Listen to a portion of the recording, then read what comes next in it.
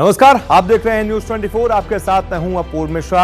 आप देख रहे हैं यूपी का खास बुलेटिन, जिसमें हम आपको सूबे से जुड़ी पूरे दिन की हर छोटी बड़ी अपडेट से रूबरू करवाते हैं। तो सबसे पहले जिक्र योगी की बुलडोजर पॉलिटिक्स का। तमाम भूमाफिया के अवैध कब्जों पर गाज गिराने के बाद अब यूपी सरकार का बुलडोजर दिल्ली का रुख कर चुका है। बीते रोज दिल्ली में अवैध रूप से बसे रोहिंग्याओं के आशियाने पर योगी सरकार का बुलडोजर जमकर गरजा। अवैध कब्जेदारों के खिलाफ गरजता यूपी सरकार का बुलडोजर अब दिल्ली तक पहुंच चुका है। बीते रोज दिल्ली के मदनपुर खादर शमशान घाट के सामने अवैध रूप से रह रहे रोहिंग्या मुसलमानों के खिलाफ योगी सरकार ने कार्रवाई की। राज्य सरकार के बुलडोजर ने रोहिंग्या के कब्जे की जमीन खाली करवाई, जिसकी कीमत 150 करोड़ बताई जा रही है। जानकारी के मुताबिक यहां करीब 2.10 हेक्टेयर की जमीन पर सैकड़ों रोहिंग्याओं ने कब्जा कर रखा था, जिसको लेकर बीते रोज राज्य सरकार ने आदेश जारी किए कि तत्काल इस जमीन को मुक्त करवाया जाए।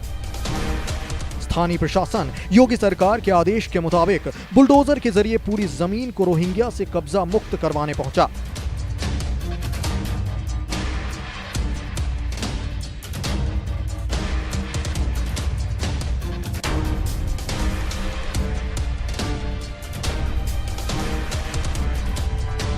देश में मुसलमानों की आबादी पर आरएसएस प्रमुख का बयान इन दिनों काफी सुर्खियों में है। उन्होंने कहा था कि देश के मुसलमान समुदाय को अपनी आबादी पर कंट्रोल करना चाहिए। अब उनके इस बयान पर ओवैसी ने बड़ा पलटवार किया है। ओवैसी ने भागवत को इस बार कुछ ऐसा कह दिया है जिसको लेकर सियासत का नया दौर शुरू हो चुका है।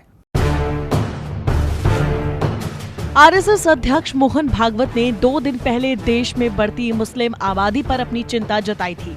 उन्होंने कहा था कि भारत को पाकिस्तान बनाने की कोशिशों के तहत साल 1930 से मुस्लिम आबादी को बढ़ाने का संगठित प्रयास किया गया।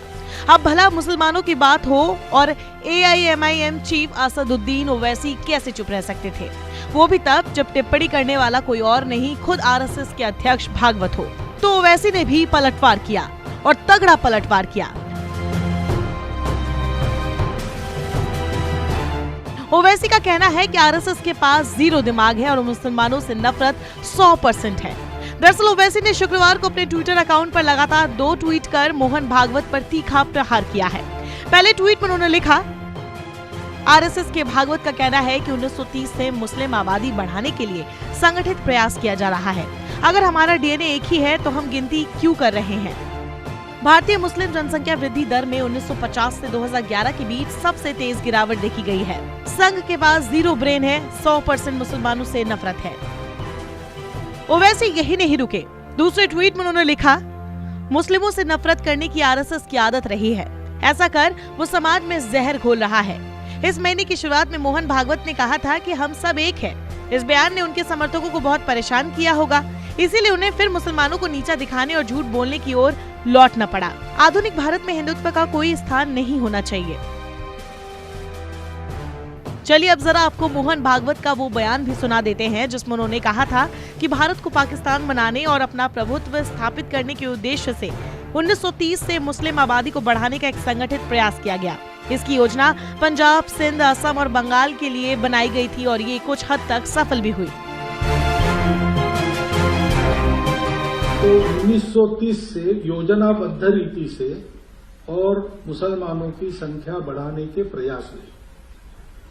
उसका कारण जैसा बताया गया कि कोई संतरास था इसलिए इधर आके यहां संख्या बढ़े, ऐसा था, ऐसा नहीं। इकोनॉमिक कोई आवश्यकता थी, ऐसा नहीं।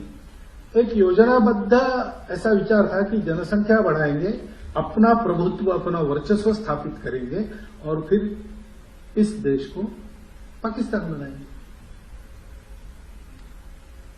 ये पूरे पंजाब के बारे में था, ये सिंध के बारे में था, ये असम के बारे में था, ये बंगाल के बारे में था। कुछ मात्रा में सत्य हो गया, भारत विखंडन हो गया, पाकिस्तान हो गया, लेकिन वो जैसा पूरा चाहिए था वैसा नहीं मिला। आसाम नहीं मिला, बंगाल आधा ही मिला, पंजाब आधा ही मिला। बीच में कॉरिडोर चाहते थे, वो नहीं मिली। तो फिर जो मांग के मिला वो मिला, अब इसको कैसे लेना, ऐसा भी विचार चला। और इसलिए फिर दो प्रकार हो गए। कुछ लोग वहां से आते थे, पीड़ित संत्रस्त होकर आते थे, वो शरणार्थी थे, रिफ्यूजीज थे। और कुछ लोग आते थे, जाने अनजाने होगा, चाहे अनचाहे होगा, लेकिन संख्या बढ़ती थी, संख्या बढ़ाने का उद्देश्य लेके आते थे।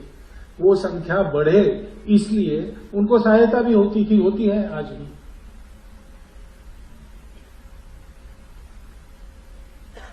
और जितने भूभाग पर हमारी संख्या बढ़ेगी उतने भूभाग पर सब कुछ हमारे जैसा होगा। जो हमारे से अलग है वो हमारे दया पर वहां रहेगा अथवा नहीं रहेगा। पाकिस्तान में यही हुआ, बांग्लादेश में यही हुआ, यानी वो भी पाकिस्तानी था तो 4 बार तो बहिर्गमन हुआ ही। जो अलग थे, मेजॉरिटी से जो अलग थे, उनका बहिर्गमन हुआ। कारण कुछ नहीं था, वो अलग थे, यही कारण। बता दें, भागवत का ये बयान बुधवार को आया था जब वो असम में एनआरसी और सीएए पर लिखी एक पुस्तक का लोकार्पण करने पहुंचे थे।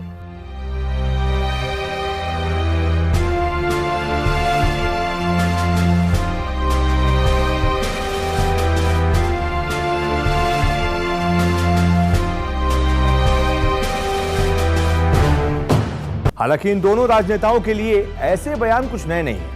दोनों को अपनी फजीहत कराने और करवाने में कोई गुरेज नहीं होता।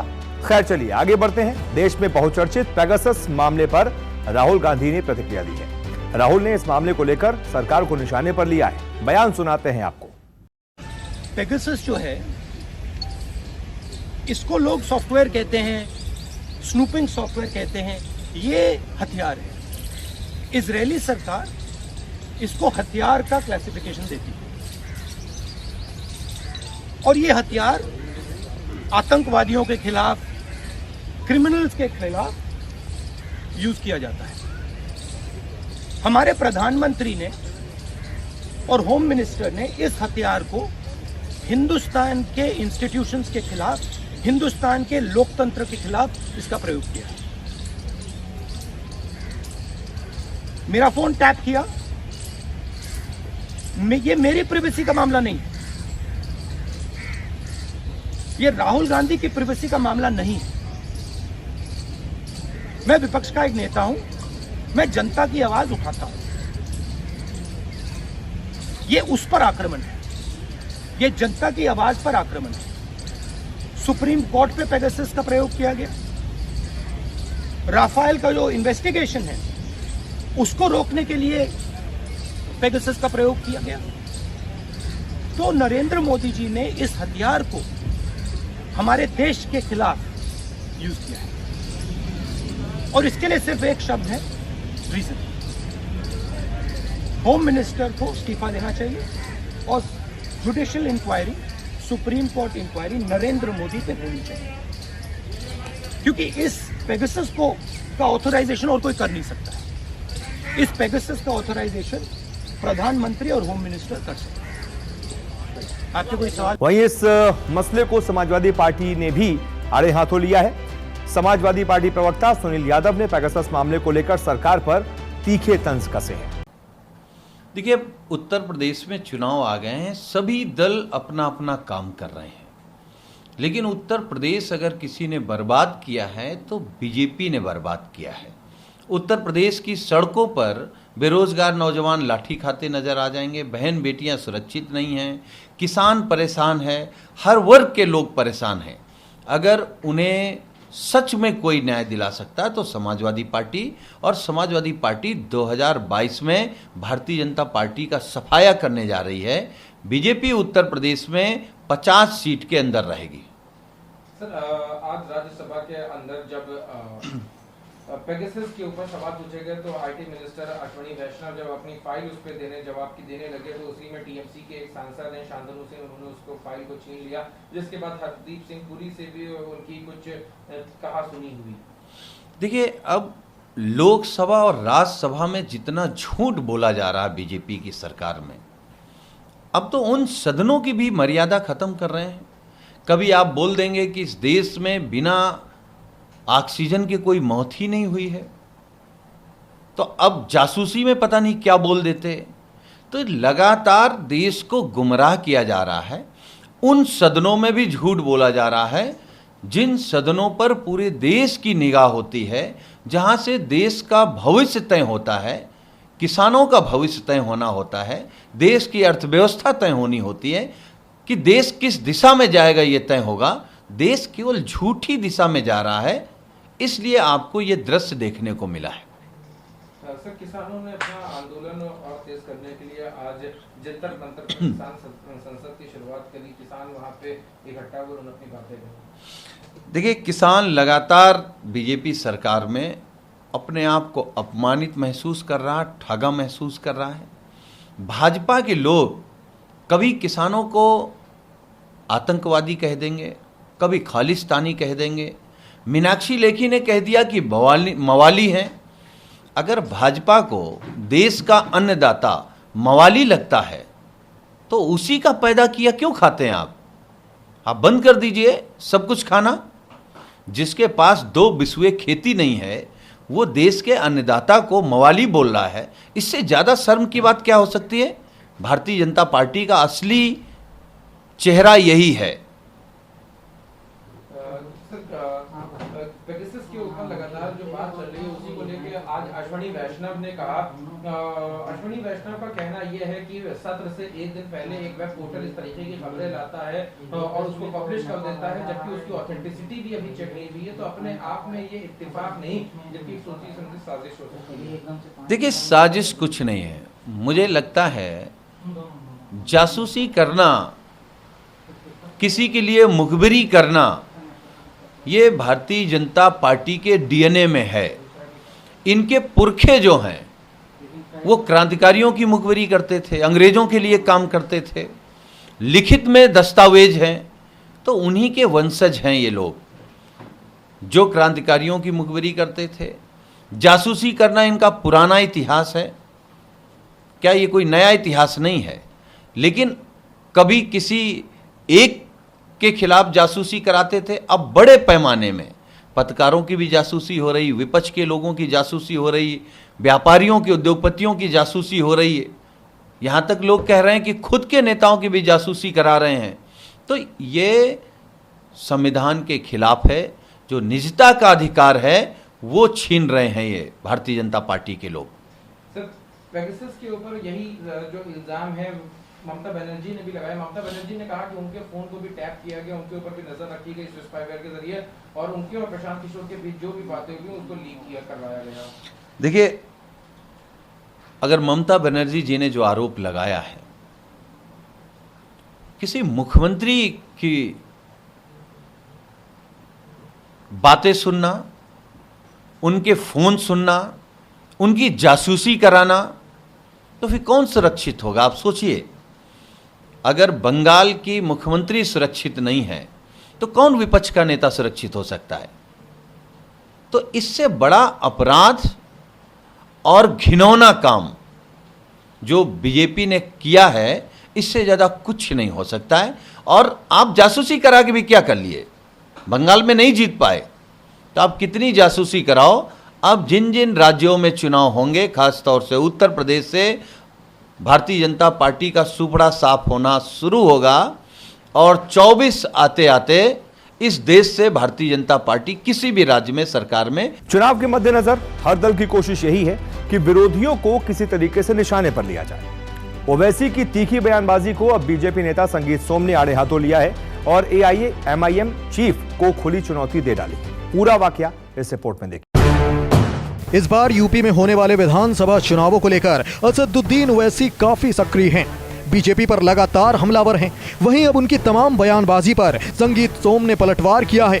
संगीत सोम ने ओवैसी को खुलेआम चुनौती दी है कि वो सरदना से उनके खिलाफ चुनाव लड़ें। उनका दावा है कि ओवैसी ने अगर ये जुर्रत की तो एक वोट भी उनके खाते में जाना मुश्किल हो जाएगा।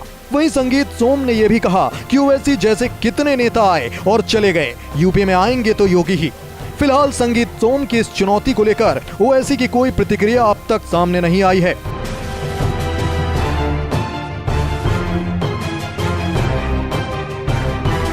वहीं धर्मनगरी काशी में चुनाव को लेकर सभी दल एक्टिव हैं और यहां की सियासत में एक बार फिर से फूलन देवी की एंट्री हो चुकी है। फूलन देवी की एंट्री से तमाम सियासी दल और पुलिस महकमा हैरत में है। वजह क्या है, इस रिपोर्ट में आपको बताते हैं। यूपी मिशन में जुटे बिहार सरकार के मंत्री और सन ऑफ अल्लाह नाम से मशहूर मुकेश सहनी को बड़ा झटका लगता दिख रहा है। दरअसल 25 जुलाई को मुकेश सहनी की पार्टी पूरे राज्य में फूलन देवी की पुण्यतिथि को शहादत दिवस के रूप में मनाने में जुटी है और इसके लिए मुकेश सहनी खुद वाराणसी में फूलन देवी की प्रतिमा का अनावरण 25 जुलाई को करने वाले थे, लेकिन इससे पहले यूपी पुलिस ने फूलन देवी की बनी मूर्ति को जब्त कर लिया है। मीडिया रिपोर्ट्स के मुताबिक वाराणसी पुलिस ने शहर में लगने वाली सभी प्रतिमा को जब्त कर लिया है। पुलिस ने परमिशन नहीं होने की बात कहकर प्रतिमाओं को जब्त किया है। वहीं इस पुलिसिया कार्रवाई के खिलाफ वीआईपी के नेताओं द्वारा थाने में जाकर नारेबाजी भी की गई।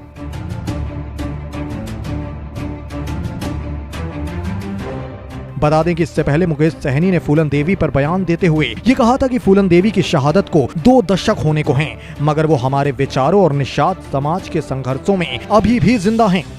वीरांगना फूलन देवी का सपना था कि देश भर के सभी निषाद समाज तथा इसकी उपजातियां एकजुट हों और मिलकर अपने अधिकारों के लिए लड़ें।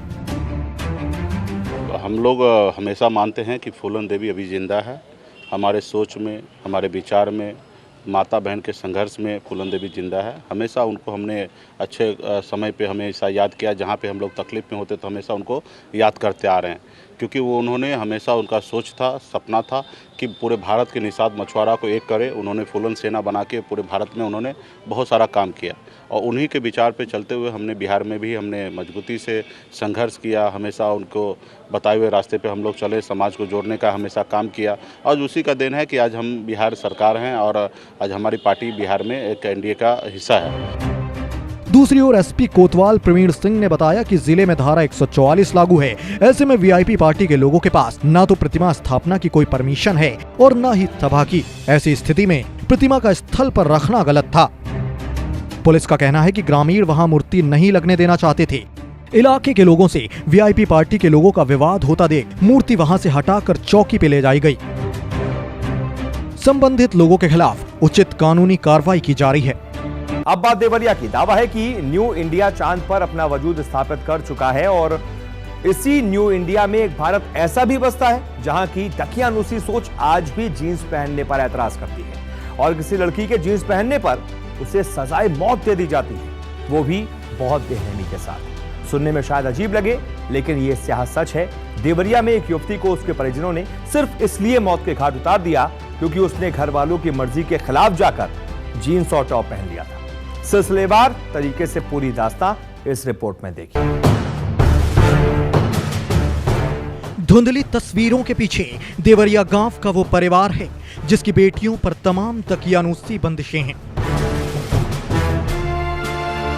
जीन्स पहनना इस परिवार में गुनाह की तरह है, ऐसा गुनाह जिसे करने पर सजाए मौत दी जाती है। इस परिवार में रहने वाली हर महिला आज गमजदा और खौफजदा है क्योंकि इस घर की एक 17 साल की युवती को उसके ही चाचा और दादा ने लाठी डंडों से पीट पीट कर मौत के घाट उतार दिया, वो भी सिर्फ इसलिए क्योंकि युवती ने जीन्स और टॉप पहन लिया था। जी हां, बिल्कुल ठीक सुना आपने, सिर्फ जीन्स और टॉप पहनने की सजा उस युवती को अपनी जान देकर चुकानी पड़ी। उसके चाचा और दादा ने उसे बेरहमी से पीटकर दुनिया से रुखसत कर दिया और उसके बाद पास की ही नदी में शव फेंक कर फरार हो गए। जब पुलिस की तफ्तीश में परत दर परत खुलासा हुआ तो सभी आरोपी हिरासत में लिए गए। फिलहाल अधिकारी आरोपियों को सख्त से सख्त सजा दिलवाने की कार्रवाई में जुट गए हैं। इस जनपद के थाना महुआडीह के गांव संवरेजी टोला महुआडीह की एक लड़की का कल उसके बाबा से विवाद हो गया। लड़की अपने बाबा को गाली देने लगी। लड़की के 2 चाचा लोगों ने, 2 या 3 चाचा थे, उन्होंने उसके साथ मारपीट की। लड़की बेहोश हो गई। फिर परिवार के लोग उसको जिला अस्पताल ला रहे थे कि रास्ते में उसकी मृत्यु हो गई। परिवार के इन लोगों ने उसे पटनवा पुल पर जहां नीचे नदी बहती है उससे उसे नीचे फेंका, लेकिन लड़की जो पुल का एंगल है उससे फंस गई और आज सवेरे उसकी डेड बॉडी थाना रामपुर कारखाना क्षेत्र के पटनवा पुल से प्राप्त हुई, जिसके संबंध में थाना रामपुर कारखाना में अभियोग पंजीकृत कर विवेचना कराई जा रही है। अब आपको आगरा लेकर चलते हैं, जहां एक एनकाउंटर के डर से थाने में खुद सरेंडर करने पहुंचा आरोपी ने हाथ जोड़कर खुद पुलिस के सामने अपना गुनाह कबूला। आपको बता दें, यहां की पुलिस 5 दिन में 4 अपराधियों को ढेर कर चुकी है, जिसके खौफ से इस शख्स ने खुद को थाने में जाकर सरेंडर कर दिया। सर, मेरा नाम भोला है, पिताजी का नाम दुर्योधन है, मेरा गांव सागापुरा है। सर, डॉक्टर साहब का अपहरण किया था मैंने अपने दोस्तों के साथ में। सर, मैं पुलिस के डर के मारे अपने आप को कानून के हवाले कर रहा हूँ। मैं अपनी गलती मानता हूँ, कभी भी ऐसा काम नहीं करूँगा। सर, मुझे माफ़ किया जाए। सर, मेरा नाम प्रभाष शर्मा है, पिताजी का नाम सत्यप्रकाश शर्मा। मैं रसीदपुर कनेटा फिरोजाबाद का रहने वाला हूँ। सर, मणिपुरम जो लूट कांड था जिसमें मैं शामिल था, उसमें मैंने आत्मसमर्पण किया है पुलिस के डर और दबाव के कारण। अब आगे से ये गलती नहीं करूँगा, मैं इसके लिए क्षमा प्रार्थी हूँ। सर, मेरा नाम भोला है, पिताजी का नाम दुर्योधन है, मेरा गांव सागापुरा है। सर, डॉक्टर साहब का अपहरण किया था मैंने अपने दोस्तों के साथ में। चलिए अब आपको इटावा लेकर चलते हैं, जहां एक घूसखोर कांस्टेबल रिश्वत लेते हुए जब कैमरे में कैद हुआ तो समूचे महकमे में हड़कंप मच गया। कांस्टेबल की रिश्वतखोरी का यह लाइव वीडियो आपको इस रिपोर्ट में दिखाते हैं। नोट गिनने में मशगूल ये हैं इटावा के उदीमोड़ पिकेट में तैनात कांस्टेबल, जिन पर आरोप है कि यहां से गुजरते कुछ ट्रक को इन्होंने घूस लेकर छोड़ा। मामले का जब वीडियो वायरल हुआ तो पुलिस महकमे में हड़कंप मच गया। वहीं मामले को लेकर स्थानीय एसपी ने आरोपी कांस्टेबल और दारोगा को लाइन हाजिर किया है। साथ ही आरोप सही होने पर कार्रवाई की बात भी कही है। इटावा से अनुराग सक्सेना की रिपोर्ट। फिलहाल यूपी की खबरों के इस खास बुलेटिन में इतना ही। कल फिर मुलाकात होगी सूबे की तमाम अहम खबरों के साथ। तब तक आप बने रहिए News 24 के साथ।